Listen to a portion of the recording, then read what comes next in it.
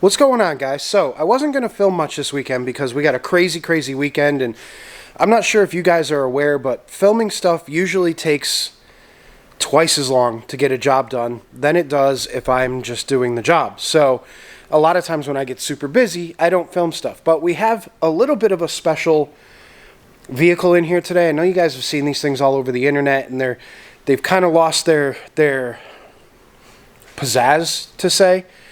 But I still think they're pretty cool. So what we've got going on today is we have a 1991 Nissan R32 Skyline. Now this is just a GTST. It is not a GTR. So it has the RB20 and it has been modified slightly. It's obviously sitting on some sort of suspension because it's relatively low. It's got wheels on it. It's got a GTR wing, which I'm not sure I know how I feel about that, but it looks good on the car. Interior is pretty clean. Everything looks good. Now, the issue with this particular car is a typical issue that I kind of wanted to bring you guys along for. And what we're looking at... Hold on, let me set you guys up here so I'm not holding this thing. Holy crap. Alright, so what we're looking at, and you'll have to excuse me, I'm kind of sucking on the halls right now, but what we're looking at with this car is something that happens with a lot of these older Nissan six-cylinders, the RB20, the RB25, and the RB26. They tend to have coil pack issues. And the coil pack issues are quite interesting in the fact that the coil pack doesn't actually fail, but causes a problem that you'll see a lot. And that problem is basically anything over 4,000 RPM, at full boost, or if you turn the boost up, it'll happen right around 4,000 or 5,000 RPM, the car will start to break up, and it'll start to buck and sputter, and then it'll be fine. Now, if you gradually roll into the throttle, you can get the car to go right to 6,000 RPM, no problem, as long as you keep the boost level low. Now, what's happening is it's actually blowing the spark out, and the reason that it's blowing the spark out, I'll grab a set of coils, and I'll show you guys why.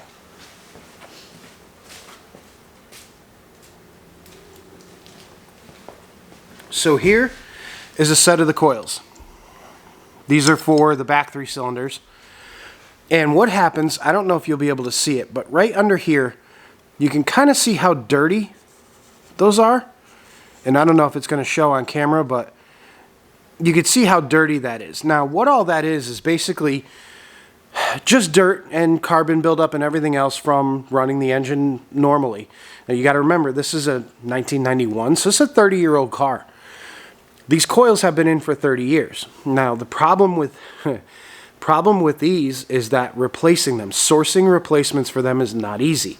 You can't go to your normal parts store and just buy R32 Skyline coil packs. And now, they do cross-reference to an Infinity part number for the Q45 from like 91 to 93, I believe. But even finding those is difficult. They're not in parts stores. You have to go right to the Infinity dealer, and they're super duper expensive.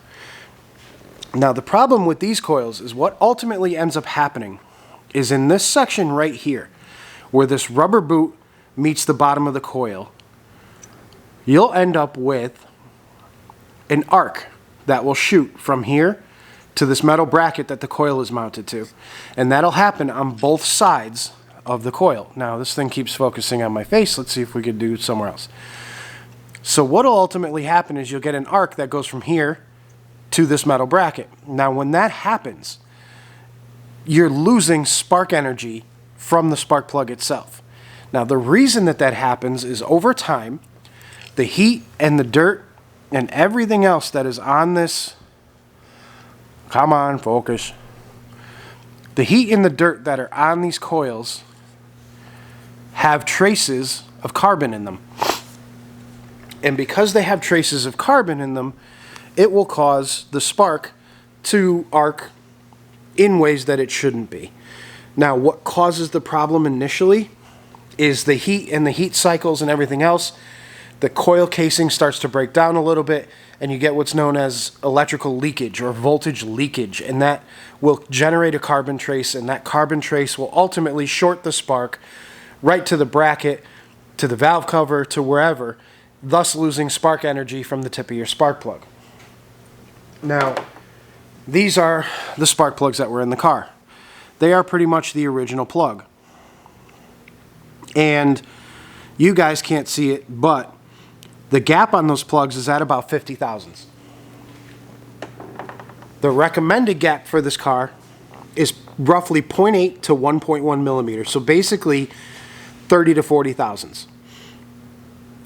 All of these plugs are gapped at 50, which means that the spark has further to jump.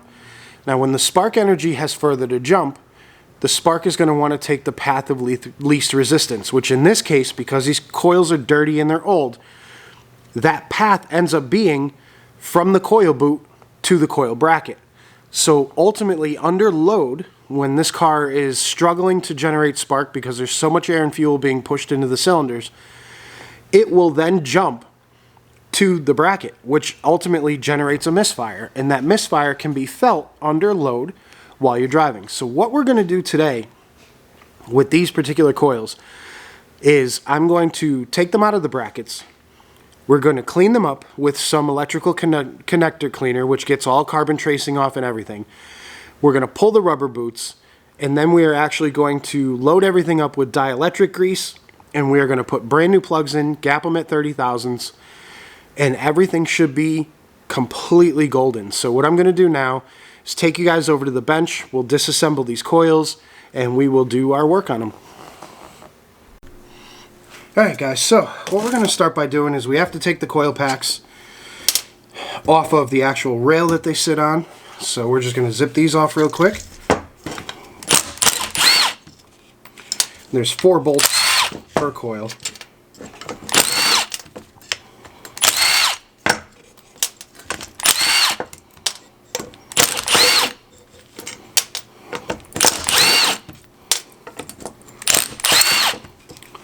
This will also give us a chance to inspect the plastic body of the coil that sits in the bracket.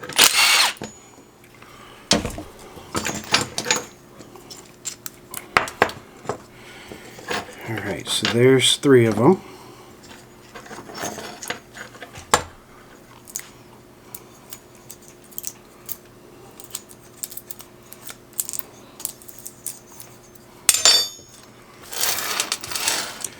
That out of the way, and we'll get these other ones off of here.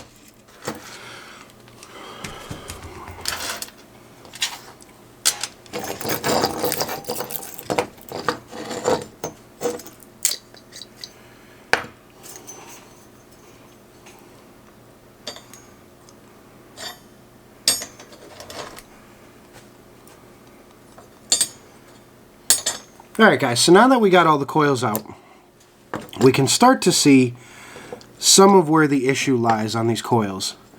Now, what I'm seeing here, and I don't know if you'll be able to pick it up on the camera or not, because it's kind of hard to see. Yeah, but right in there, you can see a little bit of discoloration. It's got a little bit of a blue hue to it, which means that at some point that particular plastic got very hot. Now the reason that's getting hot is because the spark is jumping out of this gap right here and jumping down and hitting the metal base that it's mounted to. And what that causes ultimately is a lack of spark energy to the tip of your spark plug. And you can see here too that this gap right here that looks like a crack, it's not actually a crack, it's just a molding mark. But you can see that it's kind of opened up a little bit, and that is also due to the arcing. So what we're going to do with each one of these coils is we're going to take this plastic boot, or this rubber boot, we're going to take it off of each coil, then we're going to clean up each one of the coils with the electrical contact cleaner, then we're going to line the inside of this whole area here with just your standard Permatex dielectric grease right there, and that will insulate the spark from jumping. And then also the new plugs we put in, instead of 50 thousandths, we're going to gap them at 30 thousandths, and we'll have much better chance of the spark energy jumping across the gap of the plug and not to the coil. So that's what it looks like. This is the part right here that touches the top of the spark plug. And then we've got our area down here where things have been kind of, you know, the arc's been jumping out. So we're going to fix all that. So let me get all these boots off.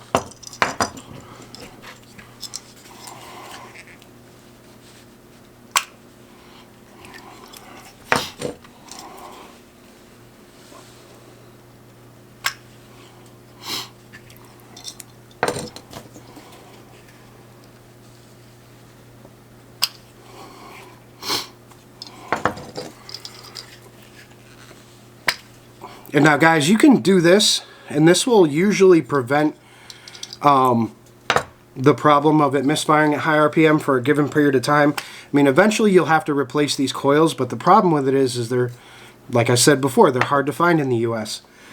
So you do have to order them from an importer or someone who has done that. But you can see just how much dirt and carbon and nastiness is on these coils. That is perfect, you know, a perfect means for spark to jump to a spot where it's not supposed to be. So what we're going to do now is I'm going to clean up each one of these things with a little bit of electrical contact cleaner. And I have this Chemtronics power wash designed specifically for electronics, so you can spray it all over these things and it's not going to hurt them.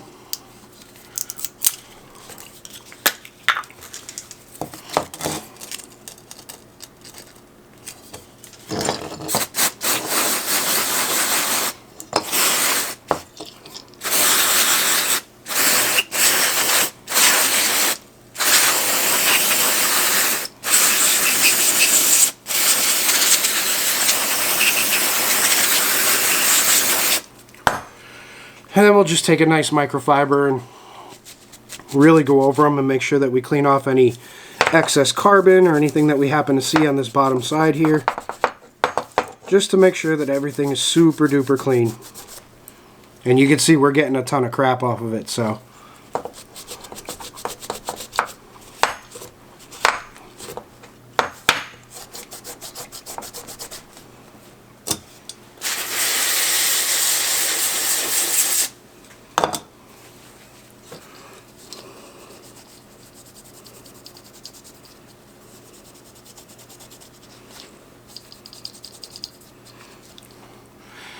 Alright, so that's better. Much cleaner than, let's say, this one. You see the difference there? This one's got like a dull finish and this one's shinier. So I'm going to go ahead and clean all 6 of these things and we'll come back in a sec. Alright guys, so we got all the coils cleaned up. We got all of the boots cleaned up. Now what we're going to do is we are going to take our wonderful dielectric grease here.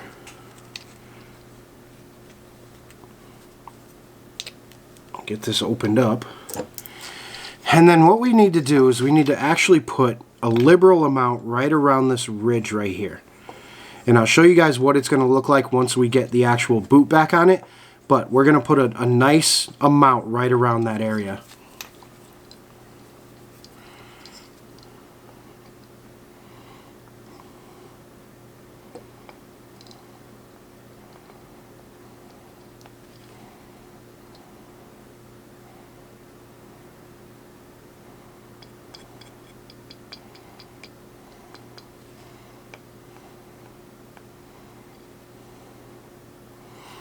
And when I say liberal, I mean it. You can't really use too much of this stuff. I mean, it'll eventually cause a mess, and it'll melt down, and it'll look yucky and whatever, but you want to make sure that there's a decent amount on there. So now what we're going to do is we're going to put one of the boots back on.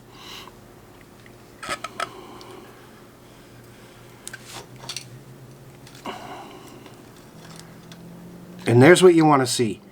You want to see that stuff squeeze out pretty much in every direction. And then just leave it there. Don't touch it. Leave it there. Don't clean it up. Don't wipe it up. Nothing. Because that right there, that dielectric grease, is what's going to stop and insulate your spark from jumping out of that boot into the metal part of the coil. Now, cleaning them up also helped because there's nothing on them anymore. They are totally clean.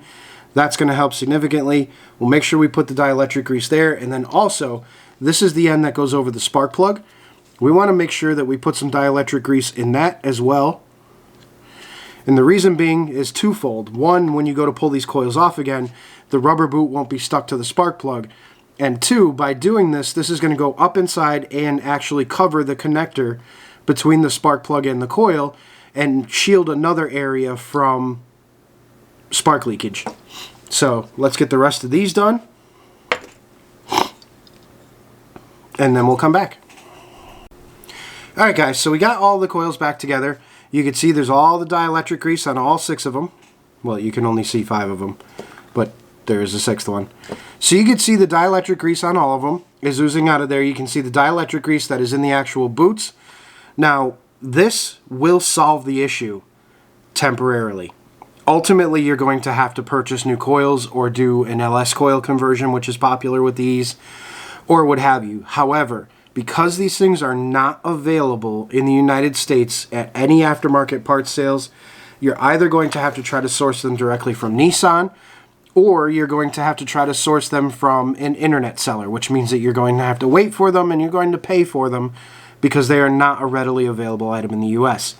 This method right here, I've done it before and I've had it work for tens of thousands of miles, and I would say probably 75% of the ones that I've done it on, they've never had a bad coil again. The other 75%, one coil will go bad here or there depending on how long they've been arcing for. So now what we're going to do, we're going to take all of these, put them back in the brackets again. Once we get them in the brackets, we're going to put them in the car. We'll take the car for a ride, and I'll bring you guys back when we're ready to take the car for a ride so that I can give you the final thoughts on whether or not this fixed the issue or whether we're going to have to replace some coils. But this is a very good, cheap alternative to replacing your coils. Alright guys, so we got that one all fixed up. We took it out, took it for a ride. We're making around 7 to 10 pounds of boost, which is stock levels for that. Did full rips all the way to redline, all the way to the rev limiter. No breaking up, no fouling, no nothing. Everything is running absolutely perfectly. Got it up to temperature. It's good. So now this fix that you're seeing now, consider it to be a temporary fix because ultimately you're dealing with 30-year-old electronic parts. They're going to fail. So your best bet is to do possibly a coil upgrade. There's a couple companies that actually make drop-in replacements for this car. There's also the option of LS coils, using the truck coils and wires to, you know, help with this issue. But if you guys are experiencing this with any RB engine, and this is happening and it's mostly under load, under high boost levels, and right after about 4,000 or 5,000 RPM, it starts to break up. 9 times out of 10, this is what you're going to run into. This is what your problem's going to be. So pull the coils out of it, pull them out of their brackets, clean them up with some electrical contact cleaner or whatever. Don't use any harsh chemicals on it. Wipe them down, make sure they're super clean, lay them up with a whole bunch of dielectric grease, and make sure that your plugs are new and properly gapped, and you will be good to go for, you know, however long it takes for one of those coils to actually fail again. So, hope you guys enjoyed this video. Like I said, I wasn't going to film anything today, but I figured that was interesting enough for you guys. You know, any of you that might be getting into the R32 market or the R33 market, which is now available because of the year. Little something to think about if you've got an RB engine. So, hope you guys enjoyed it. Have a wonderful evening, and I will see you on the next one.